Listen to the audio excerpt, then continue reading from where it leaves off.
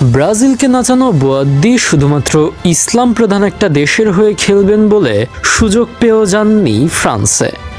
ধর্মের টানেই নাকি ফরাসি যুবদলের অধিনায়কত্ব ছেড়ে বেছে নিয়েছেন শেকড়ের দেশ মরক্কোকে।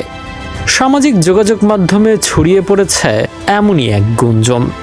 2026 বিশ্বকাপে শক্তিশালী ব্রাজিলের বিপক্ষে দুর্দান্ত পারফর্ম করে রাতারাতি তারকা বনে যাওয়া 18 বছর বয়সী মিডফিল্ডারকে নিয়ে জল্পনার কোনো শেষ নেই।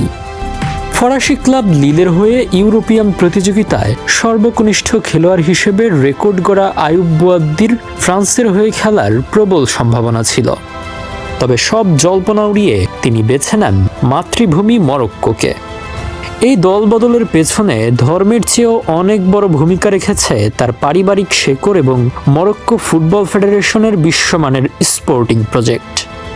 ফ্রান্সে জন্ম নিলেও তার পিতামাতা মূলত মরক্কোর অধিবাসী।